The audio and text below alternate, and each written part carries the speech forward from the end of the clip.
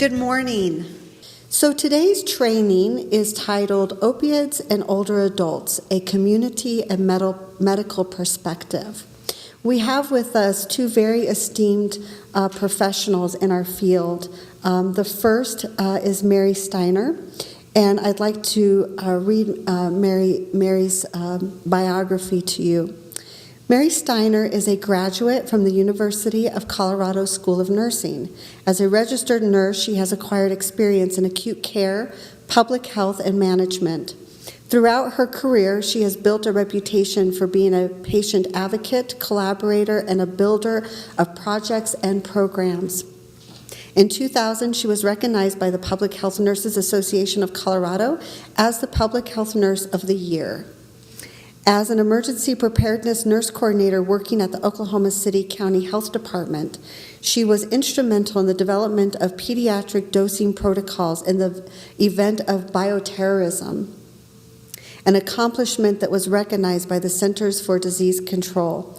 In her role as public health nurse manager, she facilitated the development of a program that received recognition as a promising practice of the National Association of Counties.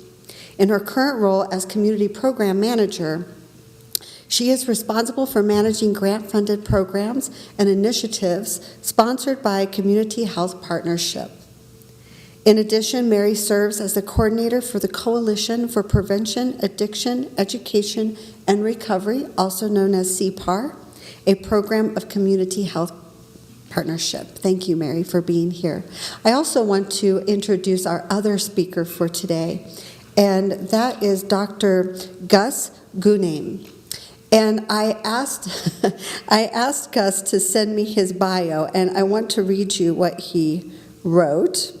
He said, born in Lebanon, a bachelor's in biology from George Mason University, MD from Medical College of Virginia, a family practice residency at University of New Mexico, basically just a doctor in the trenches. And really, the only insight or perspective I have is that.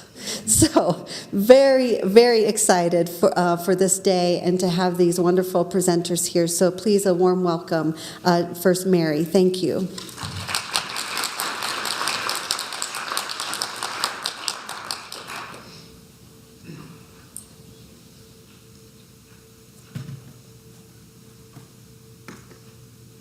Make sure I have the clicker. Yeah. Oh, right here. Oh, yeah. That's what happens when you're less than 5 foot tall. So, anyway, good morning. Pleased to have an opportunity to be here today to talk to you about a very important subject. Now I have to make sure. Here. So our objectives today: describe the scope of the opioid crisis among patients who are 55 years of age and older, highlight the current solutions being applied at the federal level and in Colorado, and I'll speak a little bit about what we're doing in El Paso County, and then present educational resources for public use that have been developed by the Colorado Consortium for Prescription Drug Abuse Prevention. Just how big is the opioid crisis among the elderly? So although opioid misuse is lower among the older as in comparison with younger Americans, the rate of opioid misuse among older adults nearly doubled between 2002 and 2014. In 2016, a third of more than 40 million Americans enrolled in Medicare Part D received prescription opioids, and a substantial number received higher doses than recommended for prolonged periods of time, putting them at increased risk of misuse. Between 2005 and 2014, the rate of opioid-related hospitalizations increased fastest among patients aged 65 years of age and older compared with other age groups. So I found a slide about the overdose deaths among individuals in Colorado 55 years of age and older, and you can see that there's been, kind of an up and down, peaking in, I think it was 2016 with 112, and then a dip in 2000, was 2015 was the peak, and then dropping down in 2016. So that's a positive. I wasn't able to find any of the results about what are the death rates during in 2017. But one thing I think it's important to point out is that every death, according to, this is a slide that one of my colleagues at the consortium has shared, that every death is the tip of the iceberg. So for every death, opioid overdose death in 2014, I'm sorry, I have to get my lines right, my glasses. So there were 10 treatment admissions for abuse, 32 emergency department visits for misuse or abuse, 130 people who abuse or are dependent, and then at the very bottom of the iceberg, 825 who are just using for non-medical reasons. So as Dr. Valak has said, what's alarming about this is that the people at the bottom of the iceberg, they haven't risen to the top yet. So when people hear, as my supervisor where I work, when she first became aware of the work that we were doing, when she started a community health partnership, she said, well, it's just a few hundred deaths. But then after hearing Dr. Valak speak, she came away with a whole different impression, that we're not just talking about deaths, we're talking about lives that individuals who are struggling with opioid use disorders and greatly at risk for overdosing. So why the increased risk? 80% of U.S. adults aged 65 years and older have multiple chronic conditions, for example, heart disease, diabetes, arthritis, and depression, compared with less than 20% of adults aged 18 to 44 years of age. Chronic pain is common among older adults, and more than 1/3 of older Americans are living with a disability, making this population more likely than younger adults to receive an opioid prescription. In addition, complex social needs and mental health issues, including depression, substance abuse, cognitive decline, and dementia often go unrecognized and/or complicate clinical management. Compounded by the physiological changes associated with aging, these conditions place older adults using opioid medications at increased risk for adverse events, including injurious falls and delirium, which may result in ED visits or hospital admissions.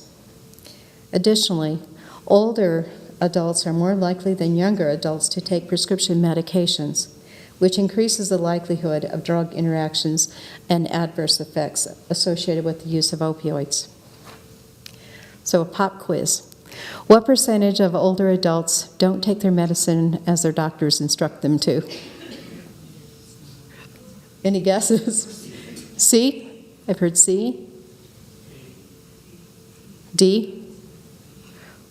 That's not fair, Michael. No, okay. Michael's with the consortium. But yes, it is D. Older adults who may have a variety of prescriptions often get confused about what they're supposed to take or how much to take and when. Medicine can be it's a really important factor in their health, and so it's important to take medications as instructed. So what is being done? At the federal level, there's new initiatives. So the CDC issued guidelines for prescribing. They've also put the opioid crisis as one of the top 4 epidemics facing the United States.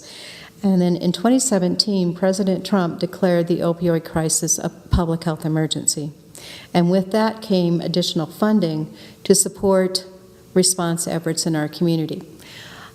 I would like to say, though, that the amount of funding that we're receiving to respond to the opioid crisis, it pales in comparison with, and I'm going to go back to my days of working in emergency preparedness as a preparedness response nurse. And that was back right after 9/11, and we were preparing for the acts of bioterrorism. And I know how much money went into funding a potential disaster, a potential crisis. I'm not saying it's not good that the money was invested in emergency preparedness and response, but that was for a potential crisis. And right now, we have an actual crisis, and the amount of money getting funneled in, it pales in comparison. The CMS stated it will adopt CDC guidelines for Medicare patients. The FDA issued black box warnings for opioids, guidance about abuse deterrence.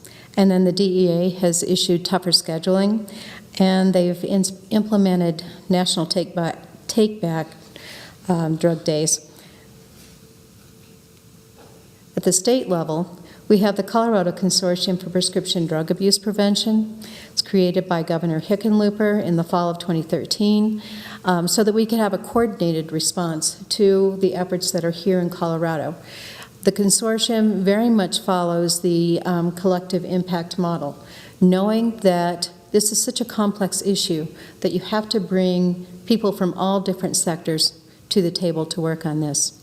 The consortium serves as the backbone organization that links a lot of different organizations in our state, and I'd have to say also at the community level.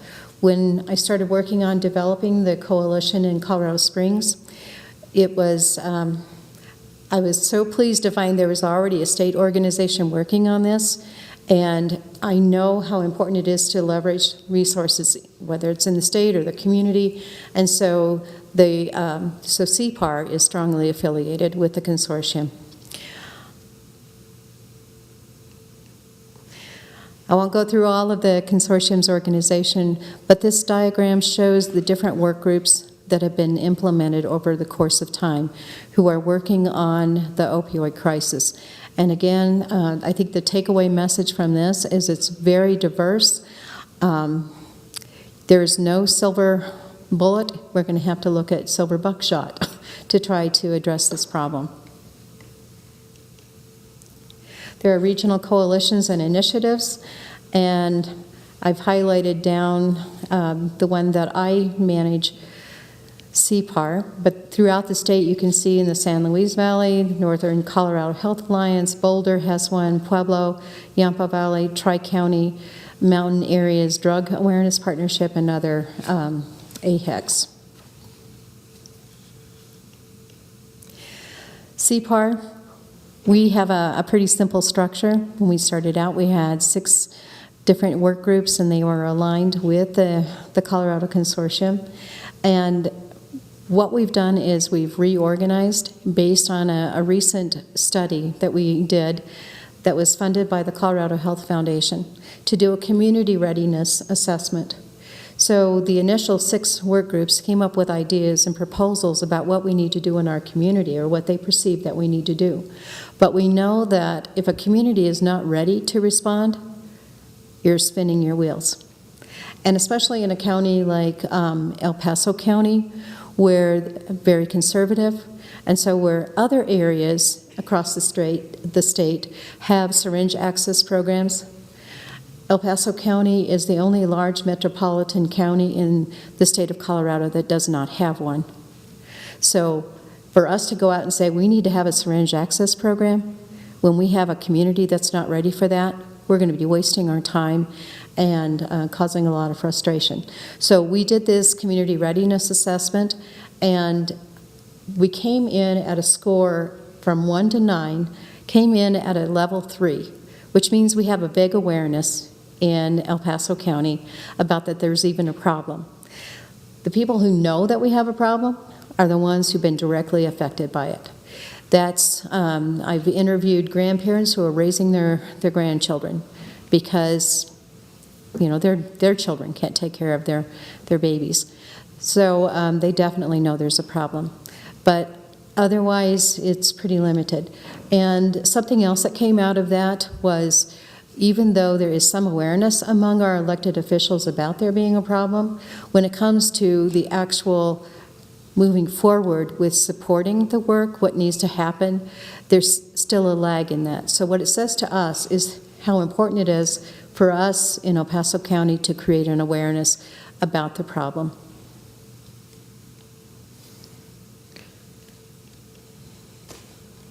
So as I was saying, with the coalition, we scaled back on what we're concentrating on based on These are results from the community readiness assessment. So we're focusing on the prevention piece of it and educating people, first of all, creating that awareness that we have a problem, and prevention in terms of what can you do, safe use of your medication, safe storage, and safe disposal. We're also doing addiction education, which is for the providers, and teaching them about, they've heard a lot about safe prescribing, but also a recent or a upcoming class that we're going to be offering is on opioid tapering, and then alternative types of pain medication, pain management. And then finally, we have a recovery work group, and their big focus is on reducing stigma, because if you can't get people into treatment because they're afraid to say they have a problem, then we can't help them. So what can you do to help? And promote awareness among the elderly about their risk and what puts them at risk. So what I have today are materials that I received from the consortium. It's a newly developed education campaign that's targeting the elderly population. So we're going to go through this as how the material is presented to the elderly. And this slide. Today we're talking about prescription medications. Prescription medicine can be very helpful for many seniors, but as we've all heard, can also cause problems. We're going to discuss important things to remember to keep yourself, your family, friends, and your community safe. There are 47 prescription deaths, drug deaths in Colorado each month. This number has increased in the past few years. It's a problem that's a result of misusing or abusing prescription medication. Seniors generally have more prescription medications in their homes than younger adults. An AARP study found that 65% of American seniors used at least 3 prescription medications in the past 3 months. Important that you use your medication safely and have a way to store it so that the medication can't be accidentally or purposely be taken by a guest, and be able to be safely get rid of it, of the old medication. One of the riskiest combinations of prescription medication is painkillers, Oxycontin, Percocet, Vicodin, and anti-anxiety medications such as Xanax, Valium, Ativan. Alcohol can also react poorly with many different types of prescription medication. It's very important for you to talk to your doctor and your pharmacist about medications you're taking and your alcohol use, and ask questions about possible interactions. While doctors and pharmacists that you see regularly have records of the medication you take, it never hurts to ask them about possible interactions. It's okay to double check. We've heard before, but it's important to repeat, it's unsafe to take medication that isn't prescribed to you or share your medication with someone else. Only use medication that's prescribed for you and at the dose prescribed. If you think you may have a need to change your dose, ask your doctor or your pharmacist first. Some common types of medicine, particularly painkillers, can cause serious or even fatal interactions if a person is taking certain other kinds of medications. Keeping prescription medication secure in your home can prevent accidental or intentional misuse. Especially if you have children in your home, keep medicine in a place that's out of reach. If you have visitors in your home, keep medicine out of sight. Putting medicine out of sight in cabinets in the kitchen or living room may be better than in a bathroom where someone could find it without you knowing. If you can, store your medicine in a drawer or cabinet that can be locked or in a lockbox. Just make sure to store the key somewhere where you can always find it. Getting rid of expired or unused medications gets it out of your home so you don't have to worry about it.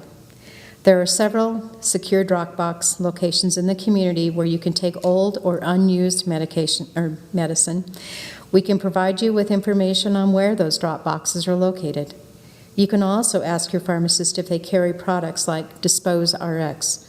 These are products that allow you to pour unused or expired medication in a pouch that takes away their potency. You can then throw the pouch with the medication inside of it in the trash. So Walmart has recently implemented a program like this. Never flush old medicine down the toilet. The ingredients in the medication can remain in the water supply and also gets into streams and rivers. Simply throwing medicine in the trash also provides the opportunity for someone else to find it and take it, or it ends up in a landfill where it can get into soil and water. What else can you do? Talk to families and friends.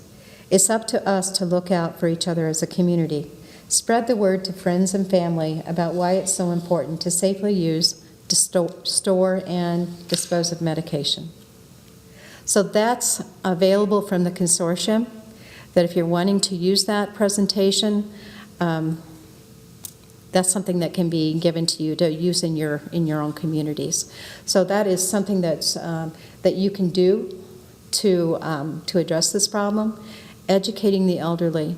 And I think one of the things we also have to think about, a problem that I've heard about, is that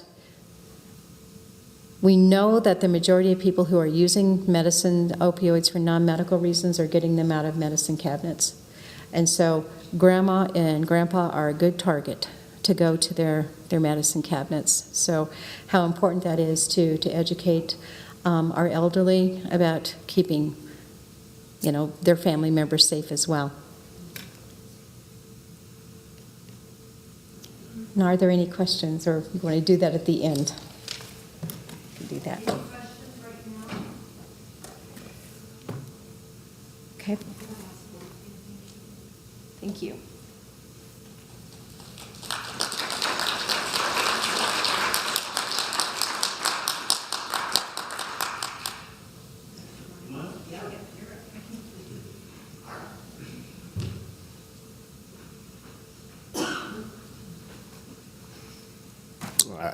How you doing, everyone? Let me just kind of, first of all, flesh my bio out a little bit. So, as Sherry told you, I was born overseas, and eventually came to the United States when I was 8, and I was a typical immigrant. My parents basically asked me, "What do you want to be, doctor or lawyer?" So I chose doctor, and my older brother was a doctor, and that kind of helped a lot. But in the end, one of the first things I want to tell you about a medical education around all of this is that having finally gotten here and gone to medical school, I received very little training in medical school about how to control pain. Literally, I was thinking last night about it. I don't remember a single lecture, neither about that nor about nutrition, but most importantly, not really how to control medications and control pain. Okay, at any rate, I was a Virginia boy, and I went to Virginia Tech and eventually George Mason and graduated from the Medical College of Virginia. And after that, I had always kind of been interested in coming out west. So I did a residency in family practice at the University of New Mexico, which turned out to be, in and of itself, my education kind of about opioids. Okay, so I want to tell you just a little bit about that. So New Mexico is an interesting place. It has a lot of different cultures that really interact there. Part of it is, it was a place that was literally invaded by the Spaniards, and so that culture still abounds 400 years later. There's lots of Native American culture in New Mexico, and there is, of course, a lot of Anglo-Saxon, Caucasian, white American culture as the Western expansion occurred in the United States. And it's unbelievable. All three of them are still alive, and all three of them are still extremely participatory in the opioids and in the way that sort of I personally was educated around it. Okay. So let me start with, after going to New Mexico, I started to work with several different communities. One of the most interesting one is that at that time, there was actually a big push to start trigger point injections, because I think that the opioid crisis had sort of started.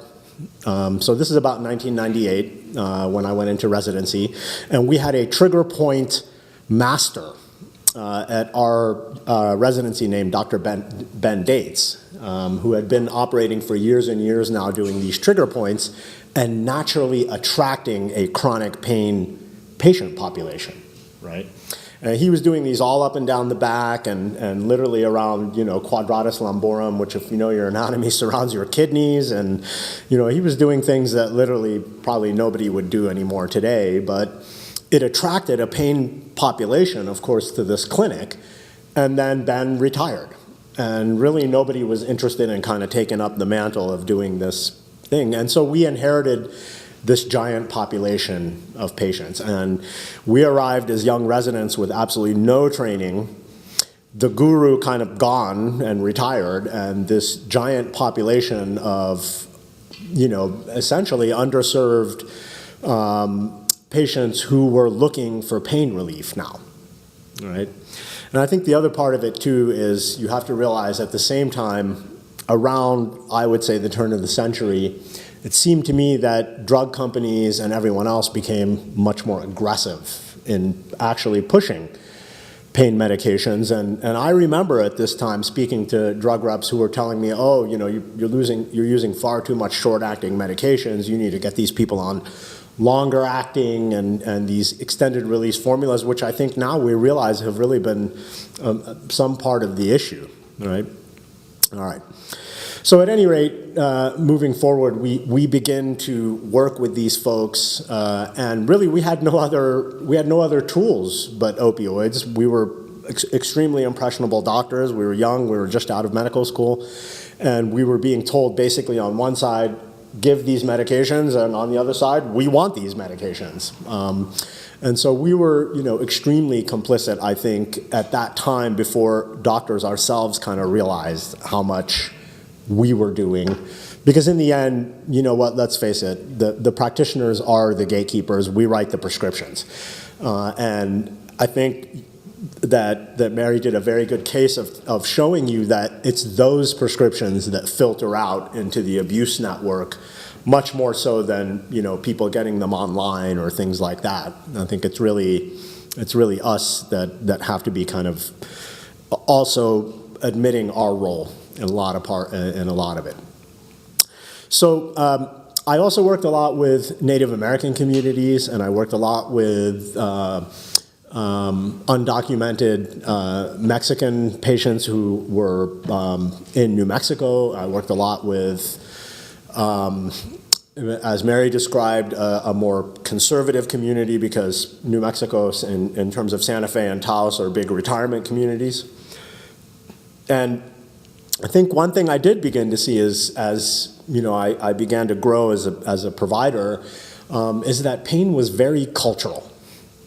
It's been very interesting to me. I still haven't quite figured out how to sort of specify that, but I grew up when I was in high school, my parents moved back to Jordan. We moved back to the Arab world.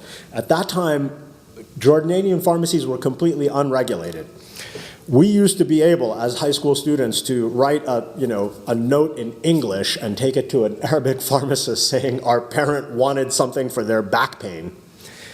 And I'm not even sure what we used to get till this day, but, we used to, deliver it to our parents, and obviously some diversion to the high school community. But at any rate, in that cultural milieu of actually being, high school students, many of us Americanized like myself. I had already lived many years in the United States at that time, and all of this available to us, and there still was really not much culture around it that I remember, at that time.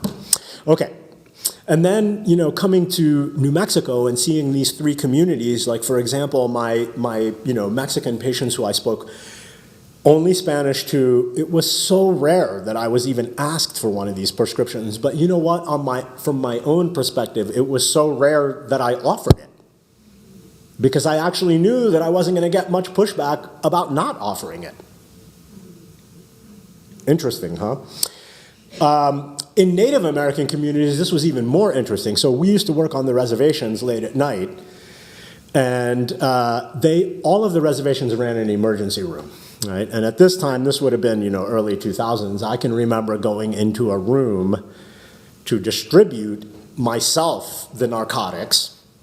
And the only thing I can compare it to is being downtown here at Denver and those candy tubes that they have in some of the candy stores. It was literally like that. There was a big thing of Oxy, a big thing of, we had Darvocet and all that stuff at that time. And, I would just go there. That is literally how we distributed this medication, and I just wonder how much damage we did. Nobody kept any, we used to write it down in a book, and it was literally a padlock on the room, that they gave us the key to for the weekend. So, and again, I think what I noticed was that we were subtly pushed to treat people's pain, to keep Native American patients out of in the system so that we took care of them. And again, every single one of those horrible interactions she put up there, we were complicitly part of. We knew there were tribal bars where you could get a beer for a quarter, and we knew that we just gave them 50 oxycodones, and we knew that last week somebody had prescribed some Xanax, and we were perfectly complicit in all of this, All right, and then this third kind of interesting population I had was, again, in New Mexico, it's very difficult to run a private practice and try to, keep the lights on without taking chronic pain patients. And that was a significant part of my practice through the days. And, again, these were, sometimes when I think back on it, these were patients that would come in, and they would come in every month, and they would get their medications, they would get their prescriptions, and we would, variously try to test them and drug test them, and we had all kinds of methods and little cups and things that people came in to help us ensure they were actually on the dose that we were giving them. But you know what? That visit took 45 minutes. And having them walk in and writing the prescription, that visit took 3 minutes. And and I think, again, the system and myself and everything else pushed me to do those things wrong, to make it just an easy visit for both of us, All right. So it was kind of interesting, too, because at the same time, there began to be this issue with a heroin problem kind of coming out of Mexico. I don't know if people remember this, but there was a big black tar heroin issue through the early 2000s that I think also drove the opioid epidemic quite a bit, because again, when those pipelines would run dry, those patients would go to their doctors. It's a natural progression. Okay. And first of all, I just want to see, are there any questions right now about kind of what we've talked about and what... All right. So first of all, I apologize. I don't have a formal lecture. I told Sherry, last night when she called me that really the only thing I can offer you is my perspective on how you can protect your loved ones from me, essentially. And that means whatever, whoever you're advocating for, because I will tell you right now, for me, it's easier to write the prescription and not deal with the repercussions of what we're doing. And in a large part, the industry and everyone else is kind of letting us off a little bit with that. Okay. So I'd like to talk about what I do now, right? So for the last 10 years, I was a hospitalist. And in hospital medicine, there's an incredible driving force to keep people's pain under control. It's unreal. The patient advocates to everything else, there's this wonderful, kind of doublespeak that goes on where, everybody tells everyone what great stewards we are of antibiotics and of opioids and things like that. But in the end, hospitals are in the business of patient satisfaction. And patient satisfaction means treating pain on tolerable levels and numbers. And again, I would say that in the hospital environment, there's very little repercussion to what you do. You can put patients on as much pain medications as they need, and again, nobody sort of checks you too much on it, right? So for the last year and a half, I've been doing skilled nursing, right? And really nursing home care and geriatrics, and really this is where I've really become much more aware, I think of prevention strategies and things like that you can use essentially to help our population, So we get patients very frequently from the hospital, and they've undergone some type of, acute issue. Many of them have fractures, many of them have, planned surgeries, planned hip replacements, knee replacements. Many of them have undergone other medical issues that have kept them in bed for days and days. And then what happens is they come to us in several categories. The first category that I think really promotes a lot of opioid issues is the patient that comes to skilled nursing and the Medicare clock starts ticking, right? So these folks have 20 days completely free from Medicare to get up on their feet and get home. Imagine the drive that might be to an elderly patient. I mean, they've been independent until that point. They've fallen, they've broken their hip, they've gotten a new hip. Now everybody's telling them, you have 10 days to get back home because if you fall in December, you won't have Medicare days. So the drive again is to get those folks' pain under control and get them walking and get that done, and try and exist in this medical system where, everybody's on call and everybody's trying to do the best they can on one side for the patients, but on the other side also for their colleagues. So these folks often come in on this prescription, right? Oxycodone, 5 milligrams, 1 to 2 every 4 hours as needed. And when you're on call, you're asked to write a month's worth. You know how much that is? That's 360 oxycodones. Now, I write that prescription every day, right? Because if I don't, then I start having all these, all these problems with everyone. The facility starts saying, well, they're getting into their copay days and now they can't pay it and we have to have them here for free. And then the family saying, well, they're not making any progress and we can't afford a copay and you need to control their pain, and these kind of things. And my call group says, man, you only gave them 60. They were done with them in 2 days. What are you thinking? They're already calling me again. And I, and I'm not here to defend myself. I'm here to give you some perspective about what, how it's all done and how it promotes all of this. It promotes problems, right? So then what happens is the pharmacy, they don't want to make a delivery constantly for every patient in every facility, so they deliver 1 week at a time. And I'd still put to you, that's quite a bit of medication, right? And then what happens is these folks go through their therapy, and when they finish, they're actually often given the rest of the bubble pack of medications to go home with. And if that medication was delivered on a Sunday and they leave on Tuesday, they went home with a lot of medication, right?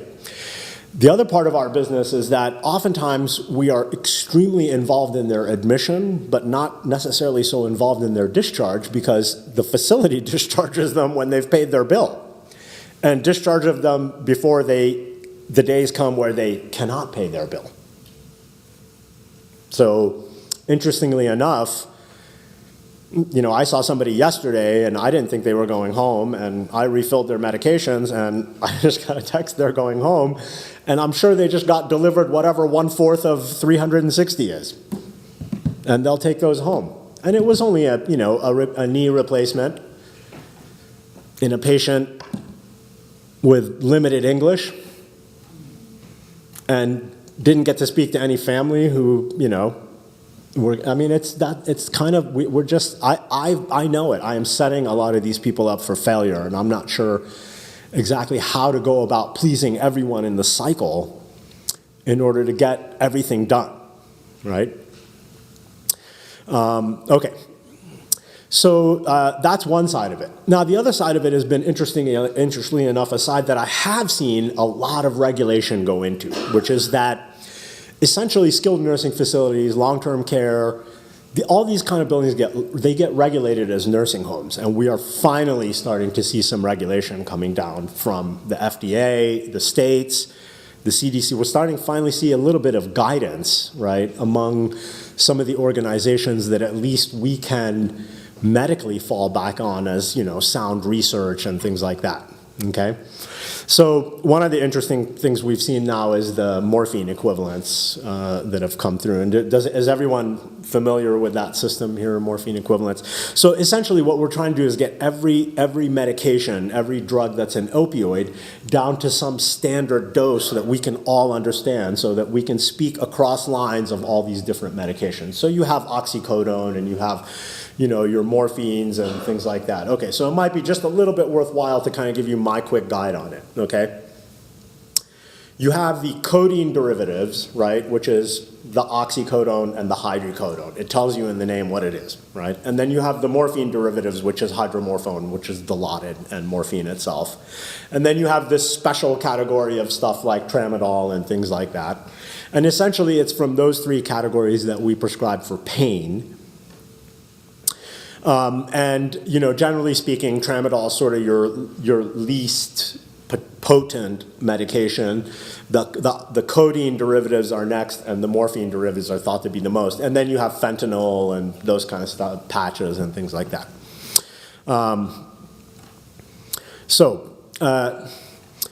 At any rate, what's happening is they're converting everything into morphine, right?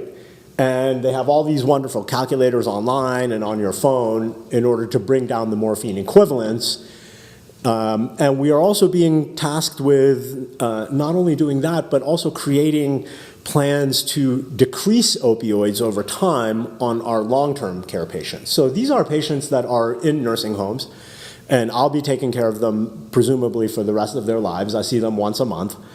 I have a lot of control over how they live. I don't want to take away their civil rights, but we also have to meet medical criteria. I think one of the things you can sort of start telling people a lot is that there's also new theories coming about on how pain is even made in the body, right? So it used to be this gate theory where you opened a gate by taking by having pain, and that gate stayed open until pain medication mediated that. But I think people are becoming much more aware of what's called the receptor binding theory, where there's only so many pain sites in the body, right? And it makes sense. That's how we give blood pressure medications. Everybody knows you can only give so much blood pressure medication. You don't just keep giving more and more and more and more and expecting it to have more of an effect. And now we're becoming kind of more aware of pain being that way, right? There's only a certain amount you can give, and you've soaked up what you can take. And so I've begun very much to change the way I speak to patients regarding how pain is even made or generated or thought about in the body, that after a certain point, we would not keep increasing your blood pressure medications and expect you to have lower blood pressures. We just know there's no longer receptors on your arteries for that medicine to have an effect on. And we are telling people this is what pain control is starting to look like, right? And it's the truth. It is becoming a much greater thing, because what happens, I think, in our research community is that if you don't have a clear, sort of economic advantage, a lot of things don't get studied. And now it's become, again, a much more important thing to start studying pain in universities, in the private, drug companies and everything else. And we're, again, starting to have an increased amount of knowledge about how pain is even generated. So I think that's one thing, right? Let's give you guys a couple of take-home prevention strategies, right? Since I clearly put no work into doing any kind of formal lecture for you. Okay, so number one, let's start. Yeah. Can I ask a question before you move on? I know I need to use the microphone.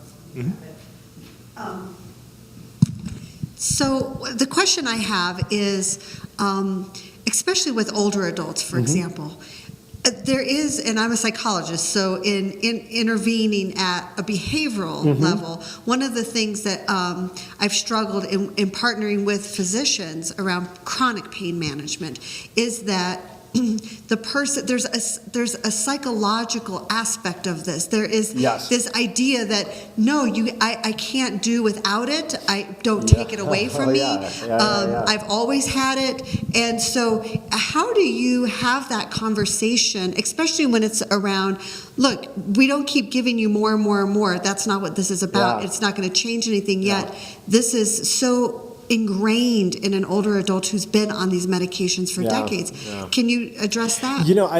It's actually a very interesting question, coming from a psychologist, because I think there is a significant proportion of our population that's actually being treated for psychological issues and not pain issues. Because these drugs make you feel better psychologically too. That's right. They kind of take away the emotional pain for a while, Yes. And then you just, it's a very Pavlovian response. Let's face it. You take those medications, you feel better, right? And your emotional pain goes away, and it allows you not to have to address it, right? But then you go into your family doc who's got a 15-minute visit with you, and the last thing I want to do is ask you about your relationship with your mother. It's difficult. I know I've been treating emotional pain with opioids for years. And I think that's part of it too, right?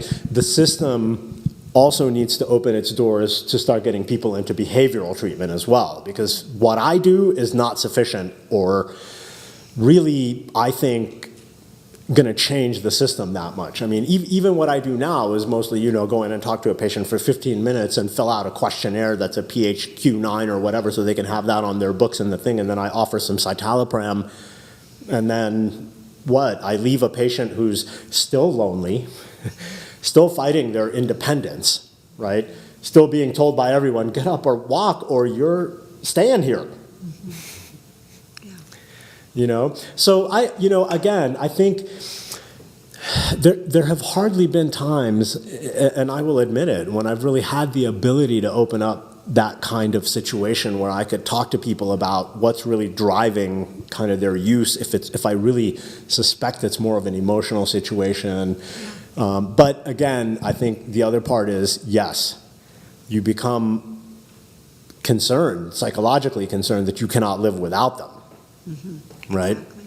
And then it becomes, I think, the same things that make people successful at getting out of depression. It's having independence, having friends, hobbies, something you want to work for, something you want to leave this medication for, right?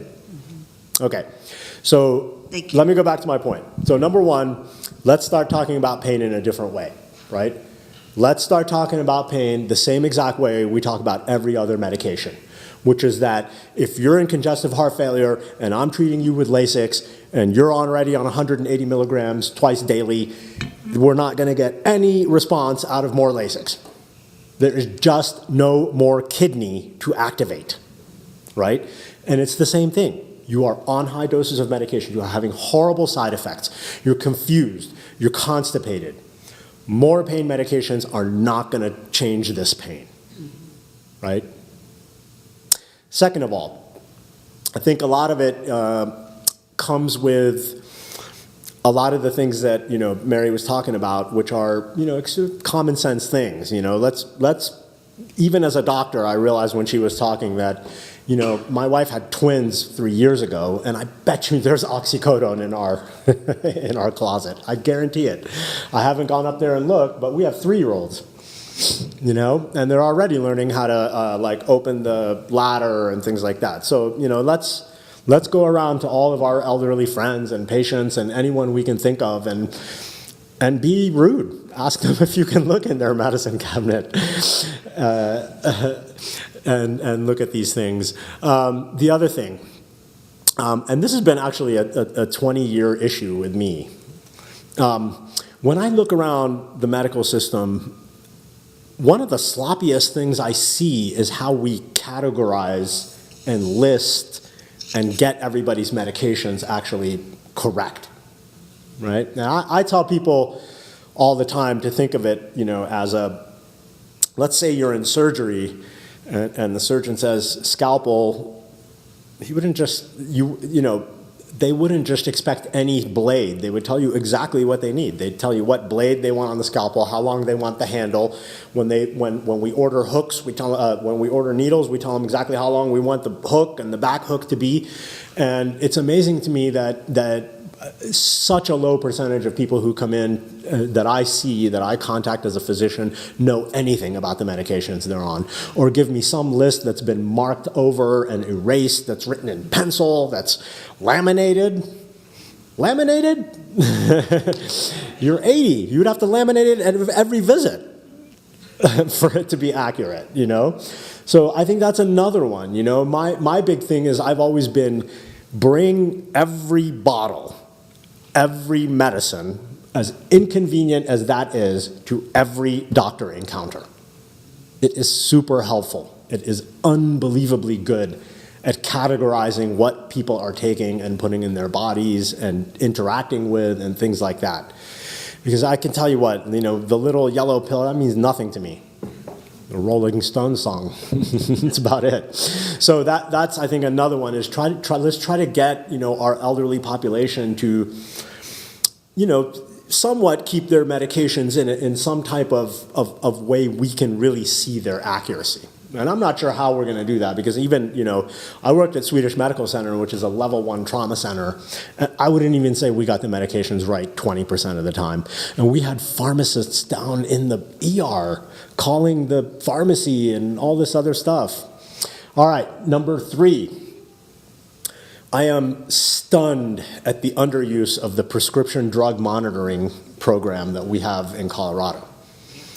I know for a fact that when I got my medical license, they required me to have an account. And I've kept that account active ever since I've had an account, ever since I've had a medical license in this state. And I looked somebody up yesterday. And somebody the other day introduced it to our group. They said, hey, I just found this new thing. These have been around for 20 years. Where have you been? Can you explain what that is? Okay, I'm sorry. Yeah. So every controlled substance is recorded online in the state of Colorado. Now, I'm not exactly sure who gets access, right? But certainly it's something we could tell seniors to say, hey, you're going to see a physician. They have access. Let's have them look it up. Let's see who else is giving you narcotics. Let's see who else is giving you benzos. Right? It's amazing to me that I can just pull a person up and just go down and look at the list of providers and tell what they've been doing, right? Whether they've been actually seeking these kind of medications, because their list just goes on and on. When I go down and see one provider, Okay, next thing. There is a great I don't even know what to call it. It just seems like an explosion of pain control clinics, providers, procedures, and these kind of things. And I often notice that when I send my patients to these places, number one, it's become kind of a protective issue for physicians, because you guys, we have a lot of now black box warnings on benzos that say don't use with opioids, and opioids that say don't use with benzos, and yet probably 85% of my patients are on both in some way or other. And so what we've gotten now to is we're sending these folks to a pain clinic so that they can sort of assume that risk for us. But I don't really see much, in the way of reducing medications, reducing prescriptions. So I think one thing is, I'm not saying reduce the use of the pain clinics, but let's get some advocacy going with the patients when they go there, My own sister-in-law goes to a pain guy. Every time she goes, she comes back on more medication. This is my sister-in-law I have no control over. I speak to her for hours. We Skype, we this, we that, But I can't tell the doctor what to do. I had a patient this often happens in even our senior population. Now they're coming back on Ritalin and amphetamines to keep them awake so that they continue to take. And this is what seems to me, now I'm seeing a sub-industry crop up around the side effects of the opioids. So again, I don't want to be too long. I want to give you some good points. Number 3, one of the ways you can protect your folks from us is go to the appointments. Be the advocate. Ask them to look up who else is giving medications. They can look up ER visit. Every doctor, every provider, every PA, every NP that writes one of these prescriptions that are filled, it is recorded in Colorado. And the amazing thing is too, we have compacts with states around us that can tell us. Okay. And I think the last thing is. That research that has really shown that it is the tapering doses that people go home with, the stuff that happens after the acute care, right? That I think a lot of times gets people, into I think a lot of what you were talking about, Sherry, which is again now this is emotional use of the medication. You had a knee replacement. Yes, you have arthritis, but we have to separate for people the understanding that. I know that this oxycodone major joints feel a lot better while we were treating this knee that you replaced, but the appropriate course is to come off the medications. We're going to take a look, make sure that these, medications are going to be dropped off. And maybe even, for us, start doing things like include this as, a separate diagnosis for the follow-up physician. I often write in my discharge summaries things for the primary care physician to follow up. Maybe I should just start writing, number 1, make sure patient comes off the oxycodone. Right. Make sure they're not using it anymore. No need. Right? And then before I tell you, before we take any questions or anything like that, I just want to tell you a couple of, interesting things I've seen in my career. Once when I was working in New Mexico, I had a chronic pain patient come in who wanted their medications too early. And of course, New Mexico actually was, one of the leaders in the state-run internet prescription drug monitoring sites. And when I looked her up and saw she'd been going to ERs and things like that and refused to give the medications, and one of the things we did too was we didn't give medications on the first visit that often, kind of at least filter a little bit of the people out. But you know what? She went out of the office and called the police and told them that I had asked her to strip naked for the medication. So sometimes this is also kind of, the thought process we're dealing with and trying to rule out who's legitimate and who's, who really needs these things. I think one of the things we need to start telling people is, number 1, there are, in my opinion, truly very, very few people that should need these things all their lives. We really have got to get the idea away from chronic pain management and pills, right? And I mean, I think that's one thing. We do set an expectation. And again, I think the other part is for doctors and other practitioners, PAs, everyone else to admit that we have been in a lot of ways complicit. Mary, I'd like to thank you because even your discussion has already made me think today about going up to Evergreen right now and and the prescriptions I'm going to write. All right. Anybody have any questions, any comments? Yes. Let me grab. Okay. One of you go. Oh, I see. We're going to do the microphone. Okay, sorry. Thank you so much for being here. I have 2 parents who are experiencing chronic pain as well.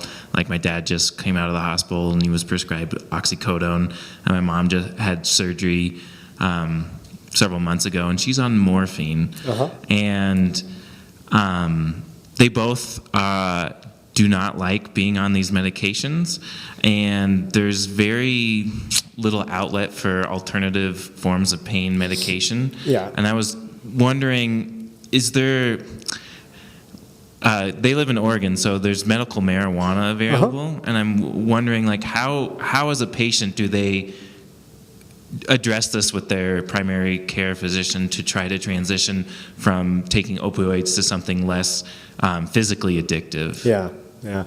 You know, I think, first of all, I'll tell you, the medical marijuana aspect is extremely interesting because I was a big prescriber in New Mexico, right? And I had patients from I believe I was told by the DEA I had the youngest and the oldest patient on medical marijuana at one time, you know.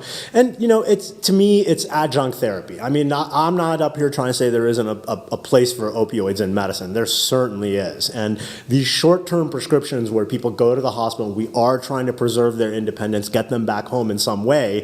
And as long as we monitor them and keep our mind focused on what we're doing with them, and people pick up the ball, you know? I mean, these guys, they go through a hospitalist. That hospitalist oftentimes does not take up, you know, the job of getting them off. So somewhere along the way, somebody has to take that responsibility. And I think no matter what, it's got to fall on the primary care physician because they're going to be the last person. But here's what's happening with doctors, right? Number one, they're saying that we don't want to be the gatekeepers for marijuana. We're already the gatekeepers for everything else. Somebody else regulate it, please. And I really feel that way. I don't want to decide who should be on marijuana. It's so hard, right? It's kind of nice in Colorado because all I have to do is now doctors have to be kind of experienced, so you have to be able to talk about CBDs and about everything else and strains. And I actually have a good friend who works for the Green Solution who I actually use as a consultant. However, you know, I think in the end you have to find what I'm hearing from you is you have to find that person who's open to all the other treatments and is not so concerned about, you know, the legal ramifications of doing these things. And that's hard to find, you know. I don't think medicine, most physicians are, and I'm saying physicians, by the way, guys, because I think in all states, it's only the doctors that can prescribe the medical marijuana. So have I seen successes? Incredible ones. You know, juvenile rheumatoid arthritis patients whose parents were making them potions in the kitchen, doing great. Off of oxycodone, you know. All kinds of problems from the Board of Pharmacy in New Mexico about it because they control marijuana too. But, you know, I think, you know, in the end, I believe in it. You got to find the person who's willing to do it. There's no legal marijuana in Oregon? There is, yeah. It's, you know, it's nice to do it through your doctor, though, because it'd be nice and controlled. Okay, I'm sorry. Yes, please. So I'm curious about your comment about pain is cultural. The United States, we make up 4.3% of the population, and yet we consume 99.8% of the oxycodone produced in the world.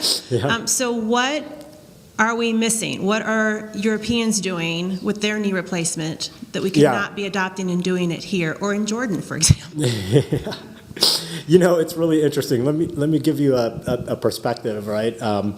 I'm working with stroke patients, and yesterday I took a picture of this board, you know, that somebody made with all these fancy like hooks and things for, you know, our stroke patients to, you know, to work on, right? And I did some medical stuff in Cuba, right? And in Cuba, when somebody has a stroke, their family goes out in the streets and looks for those things in dumpsters and makes one of those boards. Their family washes their linen. Their family, you know, makes their meals and I'm not really sure what it is. I think part of it is that, you know, here we are so captive to corporations and consuming, and I see that in the opioid industry. I mean, it is heavy with advertisements and subtle, you know, pushes to give people medication and that this will work and they will move on and things like that. It is full of rewards for doctors, right? I could go right now to a resort in Phoenix and give a talk.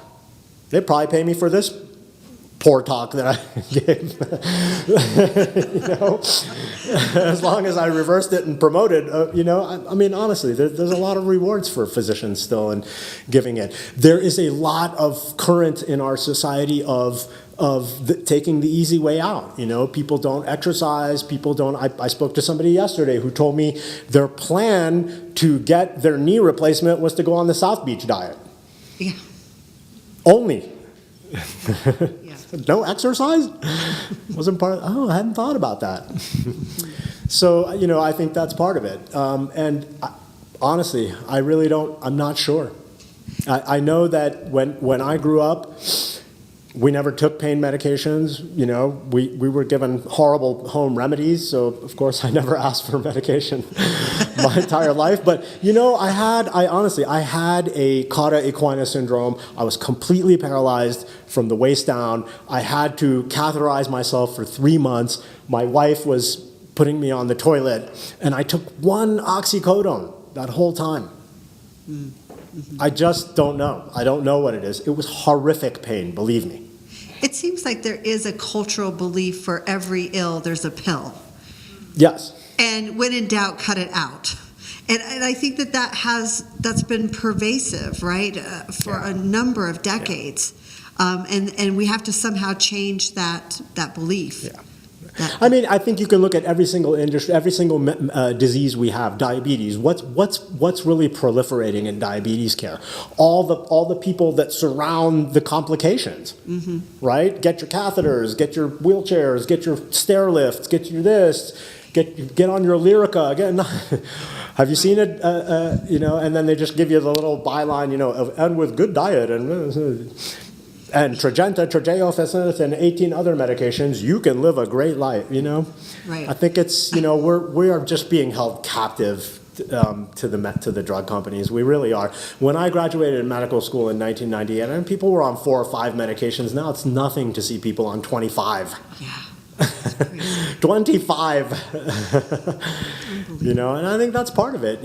Everybody's people age. It becomes difficult for us to take care of our aging parents. Medications help us do that a little bit, right? Let me, I am a Western physician. I do believe it. I do see them improving life, but there is a limit at which they do it, Any other questions? Oh, good. Okay.